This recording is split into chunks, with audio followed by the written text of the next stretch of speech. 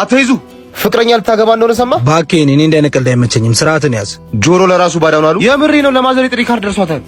የምሬ ነው። ቀልዴን ከሆነ ግን የምሬ ነው የምንቀያየመው። ማን ነው? ለምን መጣ? ምንድነው የምሰማው? እውነት ነው? አዎ አሁን ሂድ። እማዬ ካየች ይደብራታል። ቆይ የኔና ያንቺ ፍቅርስ? የተገባባ ነው ቃልስ?